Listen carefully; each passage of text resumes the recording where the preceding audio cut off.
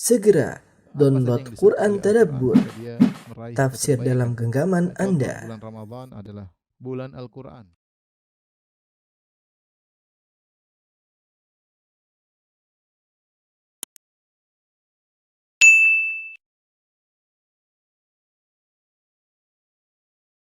Bismillahirrahmanirrahim. Assalamualaikum warahmatullahi wabarakatuh.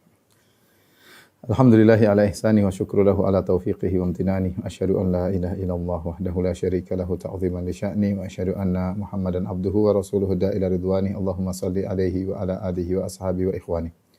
Para jamaah Masjid Al-Ikhlas Duku Bima yang dirahmati oleh Allah Subhanahu wa taala, kita masih melanjutkan tentang syubhat-syubhat yang dilontarkan oleh dai pluralisme dan juga dai liberalisme, yaitu kaum pluralis dan kaum liberalis yang ingin melegalkan bahwasanya semua agama adalah benar dan semua agama mengantarkan kepada surga. Di antaranya mereka berdalil dengan bahwasanya Al-Quran memerintahkan berbuat baik kepada orang-orang non-Muslim, ya.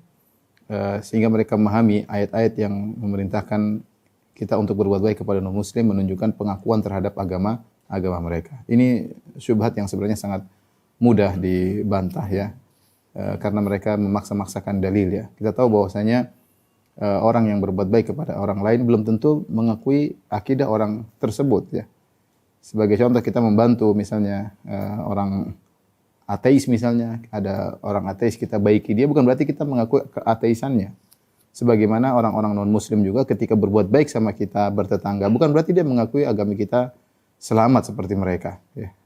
Maka perintah Allah berbuat baik kepada sebagian non-Muslim bukan berarti mengkonsekuensikan bahwasanya kita mengakui kebenaran agama mereka dan bahwasanya mereka juga masuk surga. Ini sangat mudah untuk dibantah, tapi demikianlah mereka memaksa-maksakan dalil padahal tidak ada sisi pendalilannya sama sekali. Mereka berargumentasi dengan firman Allah Subhanahu wa taala dalam surat Al-Mumtahanah ayat 8. Allah berfirman, "La yanhakumullahu 'anil ladzina lam yuqatilukum fid din wa lam yukhrijukum min diyarikum an tabarruhum wa tuqsitu ilaihim innallaha yuhibbul muqsitin." Kata Allah, Allah tidak melarang kalian untuk berbuat baik dan berbuat adil kepada orang-orang kafir yang tidak memerangi kalian karena agama dan juga tidak mengusir kalian dari negeri kalian. Sungguhnya Allah menyukai orang-orang yang berbuat adil. Di sini ayat ini jelas, Allah tidak melarang kalian, wahai orang-orang beriman, untuk berbuat baik dan berbuat adil kepada orang-orang kafir yang tidak memerangi kalian dan tidak mengusir kalian dari negeri kalian. Dan Allah suka dengan orang-orang yang berbuat adil, ya. Apa kata misalnya Abdul Muqsid Ghazali, ya. Dia berkata, Islam mengakui eksistensi agama-agama yang ada dan menerima beberapa prinsip dasar ajarannya, ya. Namun ini tidak berarti semua agama adalah sama, sebab setiap agama memiliki kekhasan, keunikan dan karakteristik yang membedakan satu dengan yang lainnya. Agama yang satu tidak membatalkan agama yang lain. Ini keyakinan Abdul Muqsid Ghazali, ya. Padahal kita tidak. Kalau Islam memansuhkan agama-agama yang sebelumnya, tapi dia mengatakan agama yang satu tidak membatalkan agama yang lain. Karena setiap agama lahir dalam konteks historis dan tantangannya sendiri, ya. Kemudian dia berdalil dengan ayat ini, ya.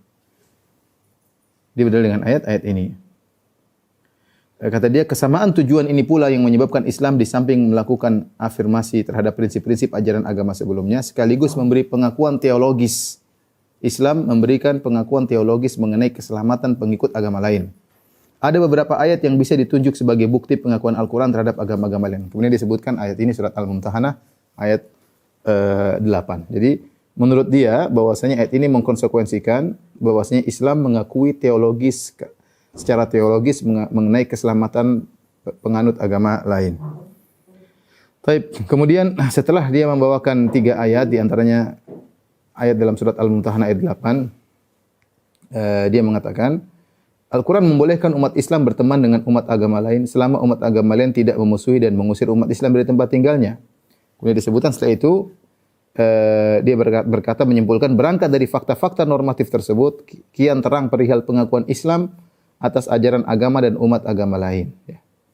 Ini penelitian tidak nyambung, ya.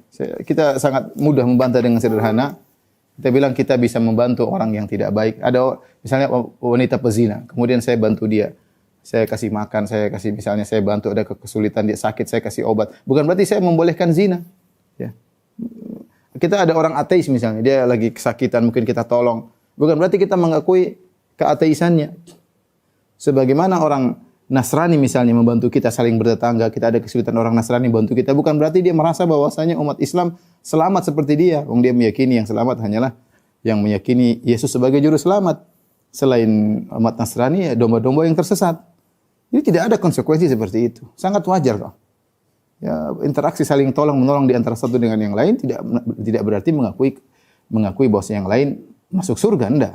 Kita di Indonesia banyak orang bekerja di kantor antara muslim dan non muslim, masing-masing menjalankan agamanya, saling bahu membahu, saling bantu membantu, namun tidak mengkonsekuensikan bahwa yang satu mengakui yang lain masuk surga, enggak, sama sekali enggak ada. Itu tidak ada konsekuensi seperti itu. Apatah lagi ketika kita kembali kepada asbab nuzul ayat ini. Ini ayat yang dijadikan dalil. Justru asbab nuzulnya membantah telak pendalilan Abdul Muhsin Ghazali. Dia berdalil dengan ayat ini bahwasanya Islam mengakui keselamatan agama lain. Ya. Apa sebab nuzul ayat ini?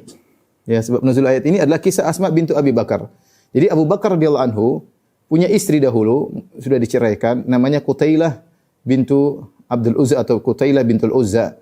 Yang dari pernikahan Abu Bakar radhiyallahu anhu dengan Qutailah ini punya anak di antaranya Abdullah dan Asma. Abdullah dan Asma. Ketika Abu Bakar masuk Islam, Asma tentunya masuk Islam, ibunya masih dalam kondisi musyrik. Ibunya masih dalam kondisi musyrik. Maka lihat sebab nuzul ayat ini. Kata Asma binti Abu Bakar radhiyallahu anhuma, "Qadimat alayya ummi wa hiya musyrikah." Suatu hari datanglah ibuku menemuiku. Ketika itu dia masih dalam kondisi musyrik. Kapan ini terjadi? Ketika sekitar tahun 6 atau 7 Hijriah, itu tatkala masa perjanjian Hudaybiyah. Lagi gencatan senjata antara kaum muslimin dengan kaum musyrikin, sehingga terjadi kunjung-mengunjung di antara mereka. Nah, saat terjadi gencatan senjata perjanjian Al-Hudaybiyah, maka ibunya Asma Qutailah yang musyrikah datang dari Mekah menuju Madinah untuk menengok putrinya Asma. Maka Asma berkata, "Qadimat alayya ummi wa hiya musyrikah fi ahdi Rasulillah sallallahu alaihi wasallam." Ibuku datang menemuiku dan dia dalam kondisi musyrik. Fastaftaitu Rasulullah sallallahu alaihi wasallam. Maka aku pun bertanya kepada Nabi sallallahu alaihi wasallam, "Qultu hiya raghibatun afa asilu ummi?" Ibuku ingin menemuiku ya Rasulullah. Dalam sebagian riwayat ibuku membawa hadiah untukku, ya. Apakah aku menyambung silaturahmi dengan ibuku?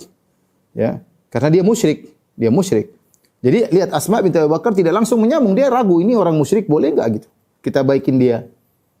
Masalahnya dia adalah ibuku.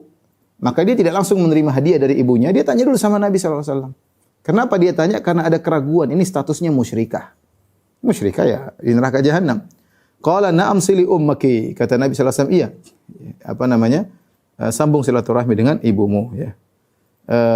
Kemudian fa anzalallahu ta'ala, maka turunlah firman Allah, la yanhaakumullahu anil ladzina lam yuqatilukum fid din wa lam yukhrijukum min diyarikum an tabarrum wa tuqsitu ilaihim innallaha yuhibbul muqsitin. Turunlah ayat tadi, ayat Al-Mumtahanah ayat 8. Allah tidak melarang kalian berbuat baik, berbuat adil kepada orang-orang kafir yang tidak menyerang kalian dan tidak mengusir kalian dari negeri kalian. Dalam riwayat yang lain, ya, Abdullah bin Zubair berkata, Abdullah bin Zubair adalah anaknya Asma. Jadi anaknya cerita. Qadimat Qutailah bintul Uzza binti As'ad bin Bani Malik bin Hasal ala ibnati Asma binti Abi Bakar. Nenekku itu Qutailah datang menemui ibuku. Wa kana Abu Bakar talaqaha fil jahiliyah. Abu Bakar telah menceraikan Qutailah ketika di zaman jahiliyah. Faqadimat ala ibnatiha bihadaya, maka dia pun datang membawa banyak hadiah. Ya, dhibaban wa samnan wa aqitan, ya. Yaitu bawa dhab, bawa makanan, bawa susu yang dikeringkan, ya. Fa abat Asma an ta'khudha minha, maka Asma tidak mau mengambil hadiah dari ibunya tersebut.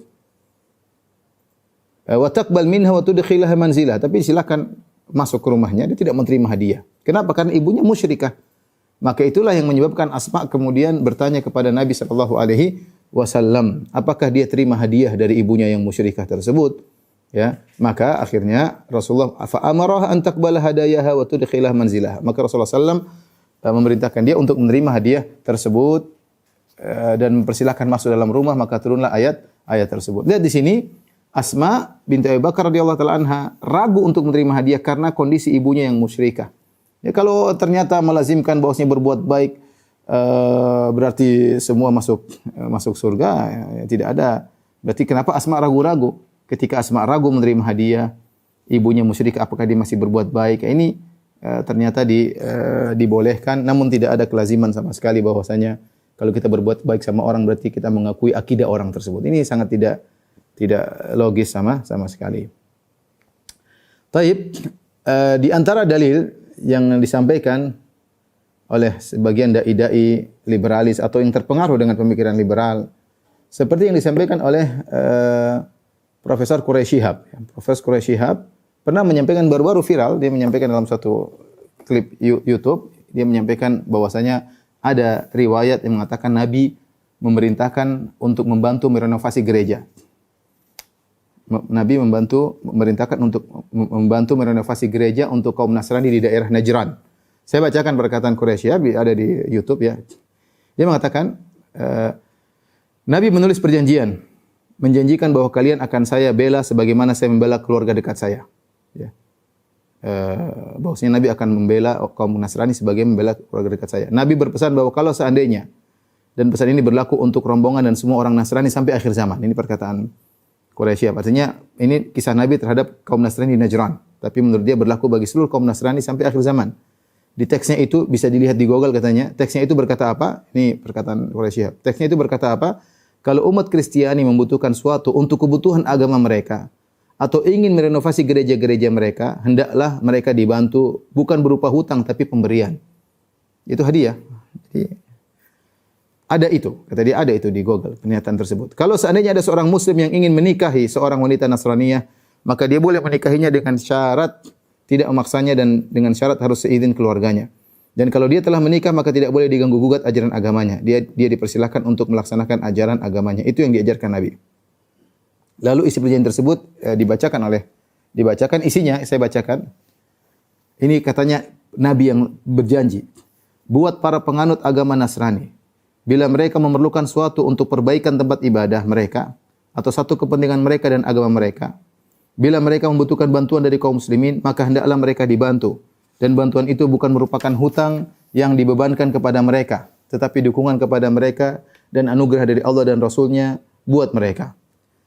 Tidak boleh seorang Nasrani dipaksa untuk memeluk agama Islam. Mereka hendaknya diberi perlindungan berupa kasih sayang dan dicegah segala yang buruk yang dapat menimpa mereka kapanpun dan dimanapun. Demikian janji Rasulullah Muhammad sampai akhir zaman. Ini, teks ini jelas-jelas bahwasanya Nabi SAW mengatakan kalau kaum Nasrani Najran ingin butuh bantuan untuk merenovasi gereja mereka, kaum muslimin hendaknya bantu.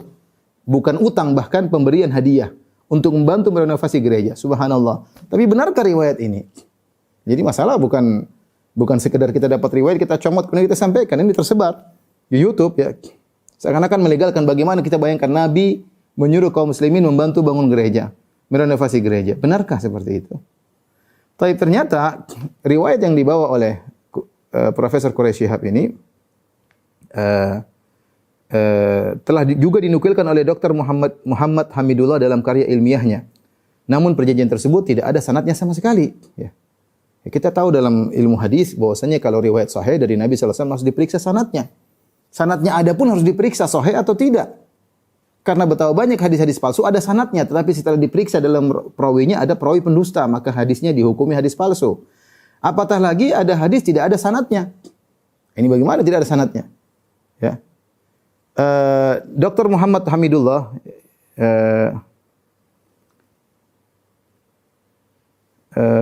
juga menjelaskan bahwa perjanjian tersebut dinukil dari sejarah Nestorian. Nestorian adalah doktrin ajaran yang mengajarkan bahwa Yesus eksis sebagai dua pribadi, sebagai manusia, Yesus dan sebagai putra Allah. Dari kitab Patrologia Orientalis, beliau menegaskan bahwa perjanjian tersebut adalah perjanjian palsu, tidak ada sanadnya. Bisa lihat dalam kitab Majmu'ah Al-Wasaiq As-Siyasiyah lil Ahd An-Nabawi wal Khilafah Ar-Rashidah, halaman 180. Ini riwayat yang dibawakan oleh Profesor Quraish Shihab adalah riwayat palsu, tidak ada sanadnya, maka tidak boleh dijadikan dalil. Apalagi permasalahannya dalil ini Nabi menyuruh untuk membantu merenovasi gereja, bertabrakan dengan hadis-hadis yang sahih tentang kisah Nabi SAW dengan kaum Nasrani Najran. Saya bacakan misalnya perkataan sebab nuzul tentang bagaimana Nabi mengajak mubahalah kaum Nasrani Najran. Ibnu Abbas menukil, anna thamaniyatan min nasara Najran qadimu ala Rasulullah sallam minhum al-Aqib wa Sayyid. Yaitu 8 orang Nasrani Najran datang menemui Rasulullah sallallahu alaihi wasallam. Mereka bertemu. Fa anzalallahu ta'ala faqul ta'alu nadu abna'ana wa abna'akum wa nisa'ana wa nisa'akum wa anfusana anfusakum thumma nabatil fa naj'ala ta'ala 'alal kadhibin. Maka Allah turunkan ayat ini, ayat mengajak mubahalah. Maka katakanlah kepadanya, kepada orang Nasara, marilah kita memanggil anak-anak kami dan anak-anak kamu, istri-istri kami dan istri-istri kamu, dan diri kami dan diri kamu, kemudian marilah kita bermubahalah kepada Allah. Dan kita minta supaya laknat Allah ditimpakan kepada orang-orang yang dusta. Jadi Nabi ajak mereka karena mereka diberitahu ngeyel. Mereka bersikeras dengan agama mereka. Kata Nabi, kita mubahalah. Kalau kalian yakin benar agama kalian, kita mubahalah. Nabi pernah mengajak mereka mubahalah. Dan Allah abadikan dalam surat Ali Imran ya. Allah sebutkan ya. Surat Ali Imran 61. Maka kaum Nasrani ketika diajak mubahalah, mereka jiper juga, mereka takut. Kata mereka, berilah tangguh kepada kami selama 3 hari. Akhirnya mereka pergi menemui orang-orang Yahudi dari Bani Quraidah, Bani Nadir dan Bani Qainuqa. Mereka bermusyawarah tentang tantangan Nabi untuk bermubahalah. Akan tapi orang-orang Yahudi memberi isyarat untuk berdamai dan jangan saling melaknat dengan Rasulullah SAW. Mereka berkata, dia adalah Nabi yang disebutkan dalam Taurat. Akhirnya mereka pun minta berdamai kepada Rasulullah. Tidak berani, mereka jiper ya, takut untuk bermubahalah. Akhirnya mereka minta damai kepada Rasulullah SAW dengan membayar 1000 hullah, yaitu 1000 perhiasan dan beberapa dinar di bulan Safar dan Rajab. Diriwayatkan juga hal selainnya dalam perdamaian tersebut. Di antaranya mereka berdamai dengan bayar jizyah. Ya, jadi intinya mereka berdamai, justru mereka membayar jizyah kepada Nabi SAW berupa perhiasan atau berupa uang ya, dinar ya. Namun kita tidak dapati Rasulullah SAW memerintahkan para sahabat untuk membantu mereka membangun gereja, enggak ada. Riwayatnya enggak ada. Bahkan kalau kita lihat riwayat-riwayat Rasulullah SAW ketika mengirim surat kepada orang-orang Nasara, Rasulullah menyuruh mereka masuk Islam. Lihat dalam Sahih Bukhari, dan sudah pernah kita sampaikan bagaimana Rasulullah SAW kirim surat kepada Raja Heraklius. Rasulullah SAW menulis surat, Bismillahirrahmanirrahim, min Muhammad Abdillah wa Rasulih. Bismillahirrahmanirrahim, dari Muhammad, hamba Allah dan Rasulnya. Ila Herakl, azimir Rum, kepada Heraklius, pembesar Romawi. Salamun ala mani taba'al huda, keselamatan bagi orang ikuti petunjuk. Amma ba'du. Kemudian daripada itu, fa inni ad'uka bi ayatil Islam. Aku menyuruh engkau dengan seruan Islam. Aslim taslam. Masuk Islam kau akan selamat. Rasulullah suruh mereka masuk Islam. Bahkan Rasulullah SAW mengancam, fa in tawallait fa inna ma 'alaika ithmul arisiyin. Kalau kau menolak wahai Heraklius, berpaling dari Islam, kau akan menanggung dosa rakyatmu. Ancaman yang keras dari Nabi SAW. Nabi suruh masuk Islam. Tidak Nabi mengatakan kalian juga masuk surga sama seperti kami. Nanti kalau ada bangun gereja kasih tahu kami ya, kami akan bantu. Enggak ada itu riwayat dusta. Bertentangan riwayat sahih dalam Sahih Bukhari. Ya. Bahkan ini Rasulullah tulis surat ini sekitar tahun 9 Hijriah, yaitu ketika setelah Fatuh Makkah menjelang wafat Nabi. Nabi wafat tahun 11 Hijriah. Jadi ini terakhir-terakhir Nabi kirim surat kepada raja-raja Heraklius. Nabi kirim surat kepada Al-Muqawqis juga Nasrani, sama isinya. Aslim taslam. Masuk Islam kau akan selamat. Rasulullah kirim kepada Persia. Makanya Raja Persia jengkel, kemudian dia robek surat Nabi. Kenapa? Karena di situ ada surat masuk Islam, dia tidak terima. Kalau Heraklius, dia tidak robek karena dia tahu ini Nabi benar, cuma dia tidak mau tinggalkan jabatan. Dia tahu Rasulullah benar sallallahu alaihi wasallam. Muqawqis juga tahu, makanya Muqawqis malah kasih hadiah kepada Nabi sallallahu alaihi wasallam. Dia tidak masuk Islam tapi dia kasih hadiah. Kasih hadiah begol, di antaranya kasih hadiah Maria Al-Qibtiyah yang kemudian jadi budak Nabi sallallahu alaihi wasallam dia. Adapun Raja Persia robek. Kenapa dia robek? Kalau ternyata isi Nabi, kita sama-sama masuk surga, ngapain dia robek? Dia robek karena dia tersinggung. Karena Nabi menyinggung bahwasanya agama Majusi itu tidak membuat kamu selamat. Kalau masuk selamat harus masuk Islam. Makanya dia robek. Baik, apakah kemudian tidak bertentangan dengan apa yang disampaikan oleh Bapak Profesor Quraisy? Tentu bertentangan. Kalau ternyata benar riwayat tersebut, berarti ya tidak mungkin ada perkataan seperti ini. Karena Profesor Quraisyab mengatakan Rasulullah SAW mengatakan kalau kalian punya kerusakan gereja maka kami siap bantu, gampangannya demikian ya. Ini bertentangan riwayat-riwayat yang sahih. Kemudian juga kalau seandainya perjanjian ini benar ya, tentu akan dipraktikkan oleh para sahabat. Namun para sahabat tidak pernah mempraktikkan hal tersebut.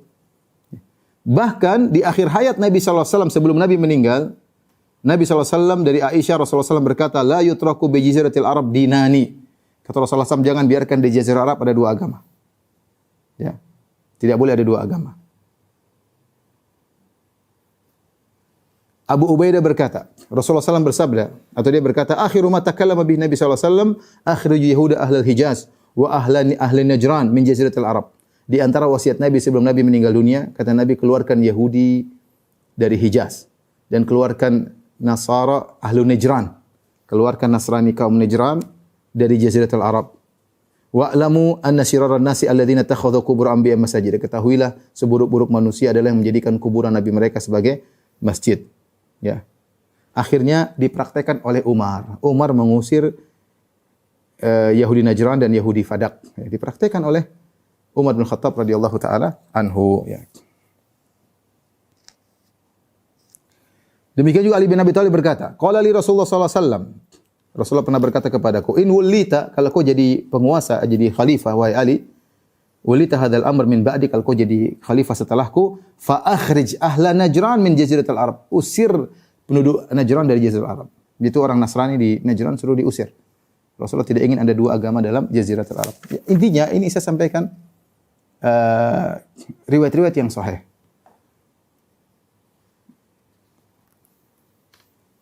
Terserah kita mau terima atau tidak. Ini riwayat seperti kenyataannya seperti itu. Ya. Jangan kita kemudian datangkan hadis palsu, riwayat palsu tanpa sanad lagi. Hadis palsu saja kadang-kadang ada sanad. Ini tanpa sanad. Kemudian kita mau menolak hadis-hadis yang sahih dan praktik para sahabat yang diterapkan. Bisa jadi kita tidak setuju, tapi itulah praktik Nabi dan para sahabat. Kalau Nabi para sahabat salah ya sudah terserah kita ya. Terserah Anda menilai bahwasanya Nabi dan para sahabat salah. Tapi inilah praktik yang dipraktikkan oleh Nabi, pesan Nabi dan dipraktikkan Umar bin Khattab. Pesan Nabi kepada Umar, pesan Nabi kepada Ali bin Abi Thalib dipraktikkan oleh Umar. Umar mengusir mereka, ya, al-musyrikin dari Jazirah al-Arab. Taib ini di antara dalil yang mereka jadikan dalil untuk mengatakan semua agama benar diakui dan yang lainnya. Taib ayat kedua yang ini juga heboh beberapa waktu lalu ketika musim hari Natal ya, di mana mereka kaum liberalis, kaum pluralis mereka berdalil dengan firman Allah untuk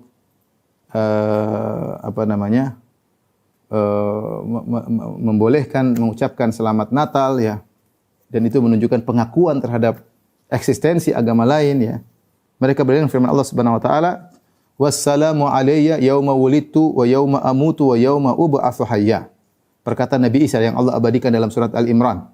Keselamatan bagiku hari aku dilahirkan dan hari aku meninggal dan hari aku dibangkitkan. Ya, keselamatan bagiku ketika aku dilahirkan, hari di mana aku akan mati dan di mana aku akan dibangkitkan. Menurut mereka ayat ini memerintahkan untuk memberikan ucapan selamat Natal atas kelahiran Nabi Isa alaihissalam, hari raya Natal. Jadi kata mereka, sampai ada perkataan mereka mengerikan ya. Contohnya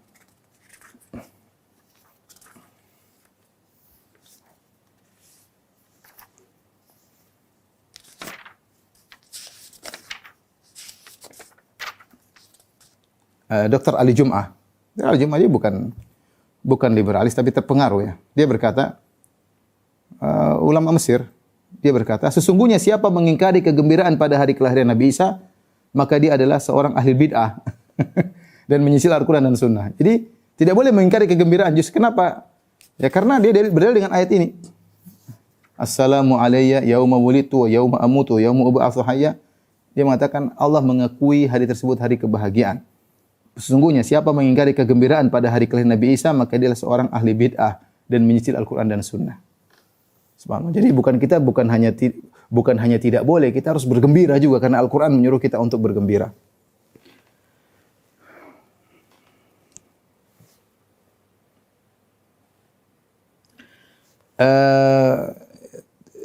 apa namanya?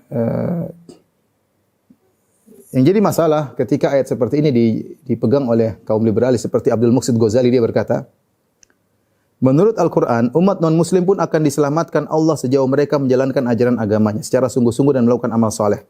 Sekalipun masih diperselisihkan oleh para ulama masalah furu'iyah berikut, kiranya turut memperkuat adanya pengakuan ihwal keselamatan umat non-muslim yang konsisten menjalankan ajaran agamanya tersebut. Ya. Kemudian dia menyebutkan permasalahan furu'iyah tersebut, cabang-cabang tersebut, di antaranya ucapan selamat atas perayaan kelahiran Nabi Isa. Dia berkesimpulan bahwasanya ketika kita dianjurkan oleh Al-Quran untuk mengucapkan selamat atas kelahiran Nabi Isa, menunjukkan pengakuan ya bahwasanya ada keselamatan bagi kaum Nasrani. Ya. Abdul Muqsid Ghazali berkata, telah disebutkan di dalam Quran bahwasanya Isa Al-Masih berkata, dan kesejahteraan semoga dilimpahkan kepadaku pada hari kelahiranku, pada hari wafatku, dan pada hari aku dibangkitkan hidup kembali. Mengomentari ayat ini, Al-Qurtubi mengatakan ucapan selamat itu datang dari Allah. Sebagaimana juga dilakukan buat Nabi Yahya, ini berarti Allah pun mengucapkan selamat atas kelahiran Isa. Apalagi umat sebagai Islam sebagai hambanya. Jadi kata dia, Allah kasih selamat atas kelahiran Nabi Isa. Ya.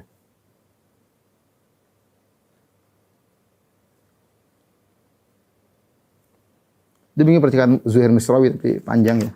Intinya itu ya. Baik. Kita akan bantah. Jadi perhatikan sini, saya tulisnya ayatnya. Wassalamu alayya yauma wulidtu wa yauma amutu wa yauma ub'atsu hayya. Artinya keselamatan atasku. Ini perkataan Nabi Isa. Atasku. Hari ketika aku dilahirkan. Hari ketika aku dilahirkan. Dilahirkan. Ketika aku mati. Selamat juga bagiku ketika aku mati. Nanti. Ketika aku mati nanti. Dan ketika aku dibangkitkan. Dan keselamatan bagiku ketika aku dibangkitkan.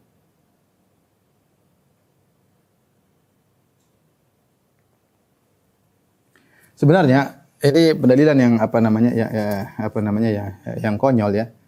Jadi mereka berdalil bahwasanya keselamatan atasku ini adalah tahniah. Mereka memahami sebagai tahniah. Tahniah itu ucapan selamat. Bahasa Indonesia, selamat naik pangkat ya. Padahal ini tahniah itu maksudnya apa? Ucapan apa? Memberi selamat, ucapan memberi selamat.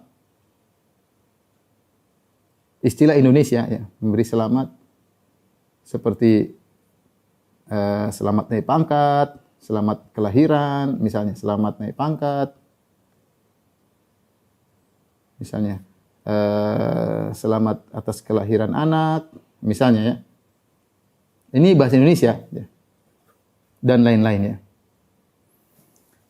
Padahal ucapan ini bukan ucapan tahniah. Allah bukan, salam ini doa ya, doa.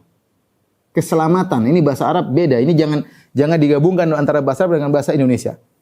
Kalau orang Arab mengatakan assalamu alayka, paham ya? Kita bukan selamat, tapi ucapan keselamatan doa. Semoga kita bilang sama orang assalamu alayka, apa artinya? Bukan tahniah. Oh, selamat. Assalamu alayka maksudnya semoga keselamatan bagimu. Semoga engkau selamat. Bukan tahniah, selamat naik pangkat. Selamat dalam arti tahniah itu versi Indonesia.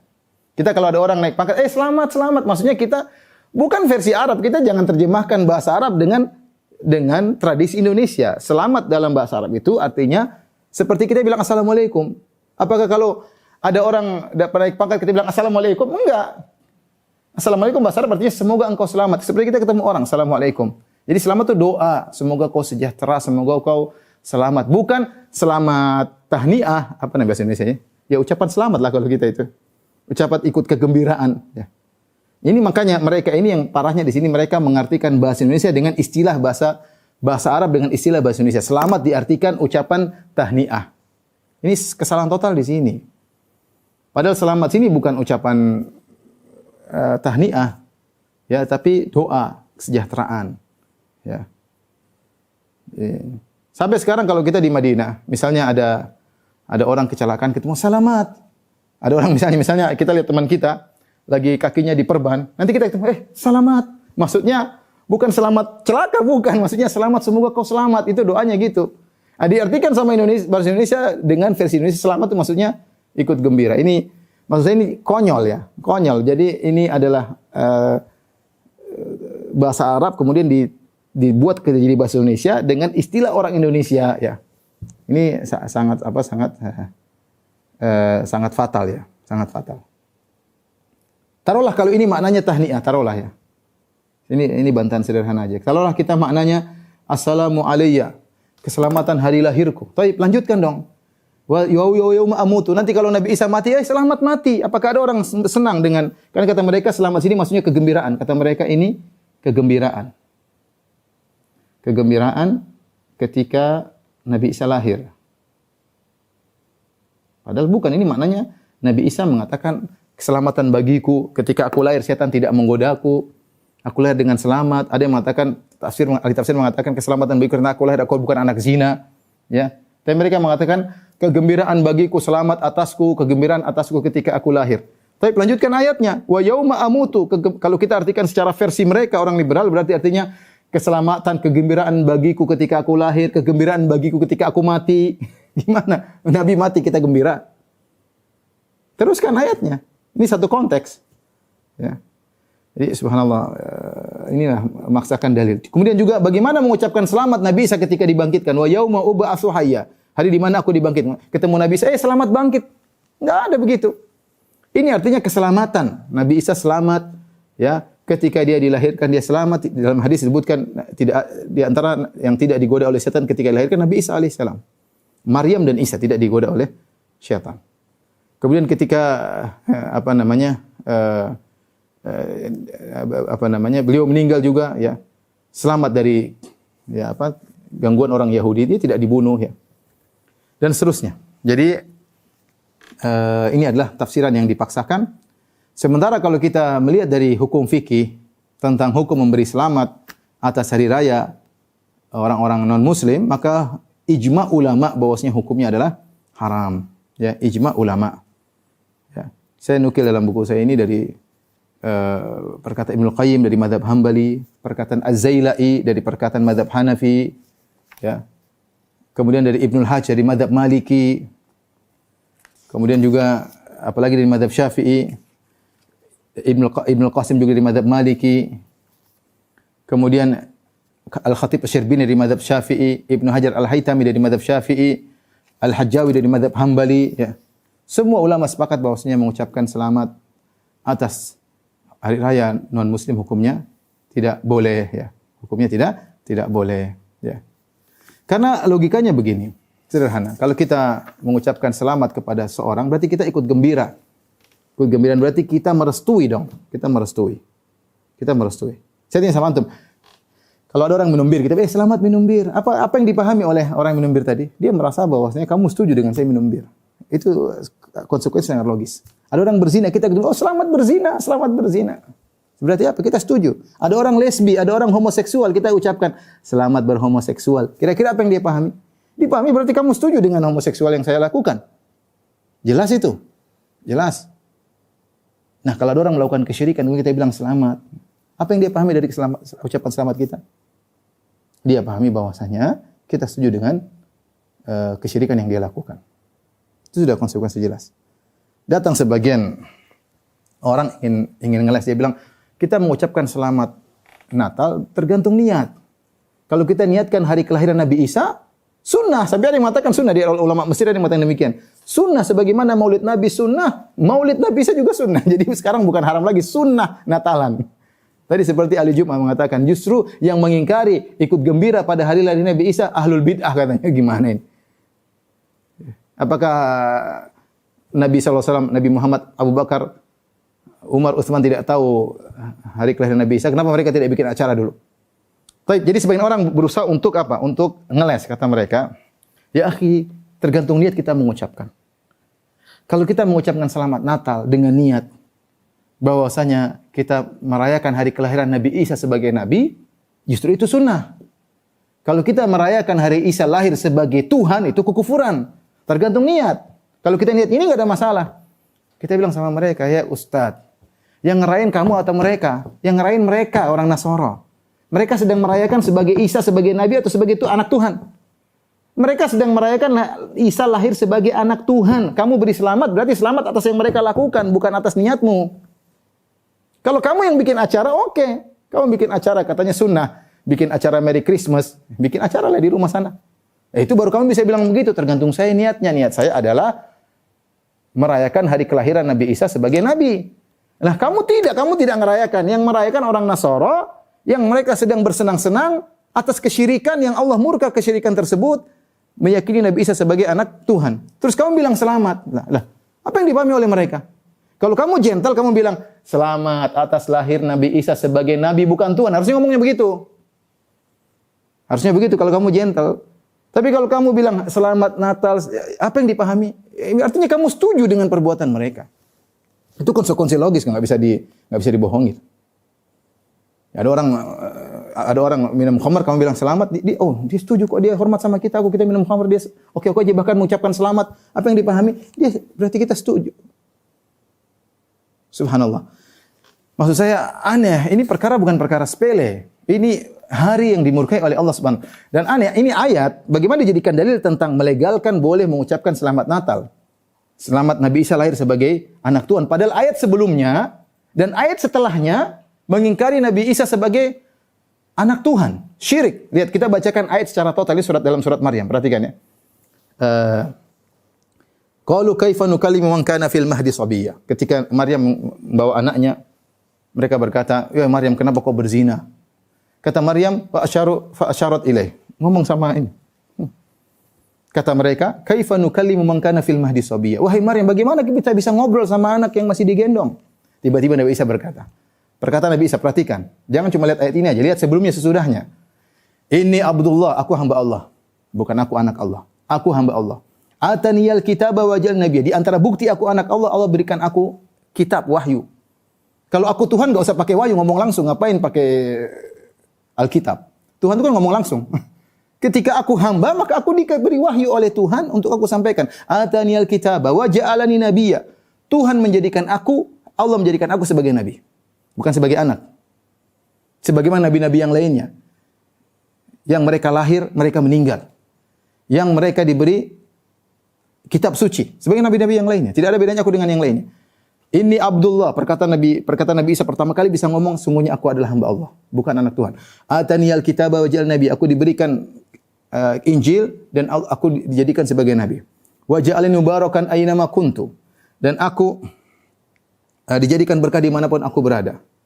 Ya. Wa awsani bis salati waz zakati ma dumtu hayya, dan Allah mewasiatkan aku untuk salat dan bayar zakat. Ya, kalau Tuhan ngapain bayar zakat? Coba pikir, Tuhan bayar zakat, Tuhan salat nyembah siapa? Masa Tuhan menyembah? Salat kan beribadah, nyembah. Dalam Injil kan disebutkan Nabi Yesus berdoa, Yesus sujud, dia sedang beribadah. Tuhan tuh tidak beribadah, Tuhan tuh diibadahi. Dalil sangat jelas bahwasanya dia bukan Tuhan. Wa awsani bis salati waz zakati ma dumtu hayya wa barran bi walidati, agar aku berbakti kepada ibuku.